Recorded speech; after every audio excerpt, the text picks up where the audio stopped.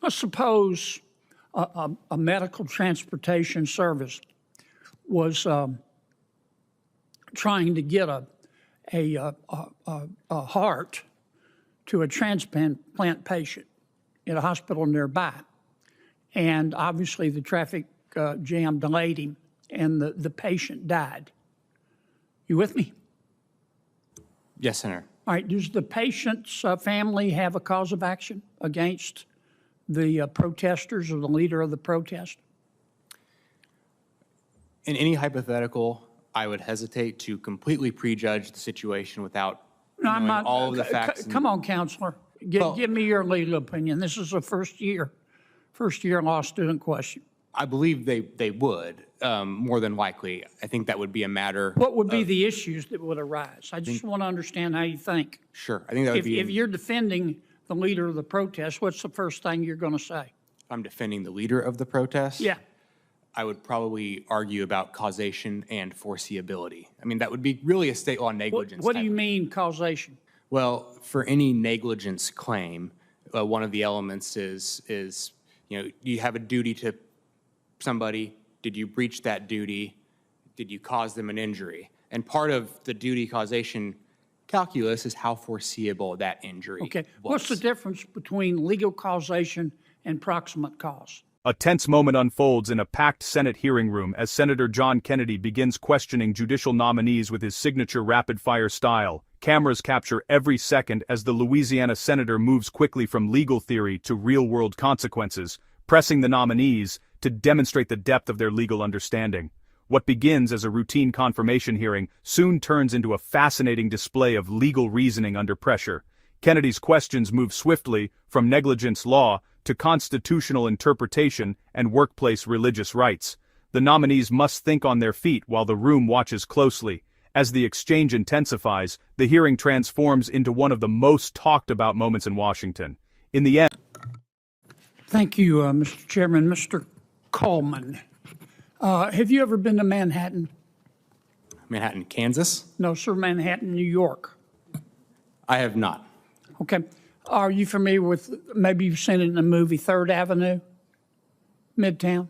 Only by reputation. Okay. Well, it's a major east or north-south traffic corridor. Very busy, a lot of traffic. I don't know if you saw the news yesterday, but about 200 protesters in New York sat down in the middle of 3rd Avenue. Completely blocked traffic. They were wearing T-shirts that said, "No war, no ice, free Palestine." Completely shut everything down for about an hour. Police had to come in. They arrested some of them. This is New York. Nothing will probably happen to them. But the point is it blocked traffic severely. Let's suppose a medical transportation service was trying to get a heart to a transplant patient at a hospital nearby. And obviously the traffic jam delayed him and the patient died. You with me? Yes, Senator. All right, does the patient's family have a cause of action against the protesters or the leader of the protest? In any hypothetical, I would hesitate to completely prejudge the situation without knowing all of the facts. Come on, counselor. Give me your legal opinion. This is a first year law student question. I believe they would, more than likely. I think that would be a matter. What would be the issues that would arise? I just want to understand how you think. Sure. I think that would be. If you're defending the leader of the protest, what's the first thing you're going to say? If I'm defending the leader of the protest? Yeah. I would probably argue about causation and foreseeability. I mean, that would be really a state law negligence. What do you mean causation? Well, for any negligence claim, one of the elements is you have a duty to somebody. Did you breach that duty? Did you cause them an injury? And part of the duty causation calculus is how foreseeable that injury Okay. was. What's the difference between legal causation and proximate cause?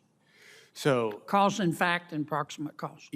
Yeah, so cause and fact is the specific cause of death, or injury, rather. And in this case, it would probably be whatever heart ailment this poor person that you've described had would probably be the cause and fact of his death. But proximate cause does not always have to be the cause and fact, and there can be multiple causes. So a proximate cause is, but for this thing happening, this injury may not have occurred. Okay. And Got it. Good. Judge Powell, you said you're a textualist. Yes, sir. What does that mean? It means you follow the words of the text of the statute. Okay. What if the text of the statute's not clear? What do you do? Well, one of the approaches that I do use is I want to look at the language in context of the statute as a whole and try to harmonize the language. I may go to dictionaries to help me find definitions of words. Well, how ambiguous does the statute have to be before you're going to look to secondary sources? Well, ambiguity means the language is subject to two or more interpretations. And so if there's Reasonable language... interpretation. Correct. Well, I mean, does it have to be 50% ambiguous or 52% or 51%? Well, I'm not sure how to apply the 51. To me, ambiguity That's is... what I'm asking you, is how you apply it. Well, ambiguity means that the words that are used are susceptible to two or more different definitions. That's... So I don't know whether that's 50%. Why do you go, I'm not suggesting you're wrong, but why do you go through that exercise? Why do you want to spend hours agonizing and debating how many lawyers can dance on the head of a pin to try to decide whether it's ambiguous? Why don't you just go look at the statute and also go to the secondary sources? Well, that's what I do, Senator. But you only go if it's ambiguous. Well, because the plain words of the words, the plain meaning of the words in front of you are what guide you. And you apply the common understanding I guess of what the I'm words. asking you is, Your Honor, why? Don't you want to look to the problem that the legislature was trying to solve? Why do you want to be a slave to the plain words that reasonable people can disagree over? Why don't you just start with, I've got a statute, let me see what problem the legislature was trying to solve in interpreting the statute. I have done that, Senator, and I don't disagree with that approach, But you said you were a textualist. You don't even get to that approach unless the words are ambiguous. Correct. I agree with that. And I know. So which is it? Well, you look at... Are you always a slave to the words and the debate about plain meaning, or do you step back and go, plain meaning or not, I want to look at the problem the legislature was trying to solve? Which is it? Well, Senator, the best way to understand what the legislature intended... Yeah, but first, our chairman's a great guy. He's like awesome. He's going to cut me off anyway. Tell me which one you use. Well, Senator, as I'm trying to say, when you're trying to discern the legislative intent, you first look at the words the legislature itself used, and you apply the common, ordinary they're meaning. plain. They're plain to you. I'm sorry, what? Let's suppose the words are clear. Okay. Then Why you would stop there, right? you apply the words, yes. Okay. Why? Why don't you go, well, I want to get this right. So let me adopt a belt and suspenders approach, even though the words are plain. Let me delve into the legislative history and try to understand what problem the legislature is trying to solve. Why not do that? Because the language tells you what it is they're trying to Where's it do and what written it is they you want to can't solve. go further than the language of the statute? Well, again, Senator, if there's some doubt when you look at the Even if words in there's no doubt. context, Not a doubt in your mind. that's why because you're carrying out the will of the people. It's the will of the people that's No, expressed in the pages. you're trying to apply a statute passed by the legislature. Correct. Okay. Can I ask one more? Tell me how to say your name. Your last name, sir? It's Mativi, Senator. Mr. Mativi. I'm 17 and I go to work for McDonald's. I go to apply for a job and I'm wearing a burqa. And the McDonald's manager says, I really want to hire you, but we don't allow religious symbols at my restaurant or at our restaurants. What does the law say about that? The law prohibits the application of a religious test applied by the government, right, not by private employers. So I would say that's the basis Oh, of. you sure about that? Well, it depends on whether, I mean, there's other factors, right? Let me just ask you, can McDonald's say, we have a policy against religious symbols and you can't wear a burqa? Who's going to win, McDonald's or the person wearing the burqa?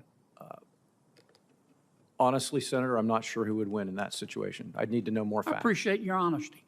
Thank you. Thanks for your indulgence, Mr. Chairman. Anything for you, Senator. I especially appreciated your commentary. I listened carefully, Eric, and you're right about courage. It's easy to play to the crowds, but when the going gets tough and you got to follow the law, and it's not going to be popular, that's what the rule of law is all about. That's right. That's right. Thank you. And Senator Hawley's questioning demonstrated why serious scrutiny of judicial nominees is essential to protecting the Constitution. His line of inquiry showed that judges must be prepared to defend their legal reasoning clearly, especially when the issues involve fundamental rights and freedoms. Hawley pressed for answers that reflected a deep understanding of the law rather than vague legal language. Moments like these remind the public that the Senate's advice and consent role is not a formality, it is a critical safeguard for the rule of law. By challenging nominees directly, Hawley highlighted the importance of judicial accountability and intellectual honesty. His approach also emphasized that judges should respect the Constitution and the principles that guide American democracy. Whether one agrees with every point or not, his questions forced a serious conversation about how laws should be interpreted and applied. In a system built on checks and balances, that kind of rigorous oversight is exactly what the confirmation process was designed to provide.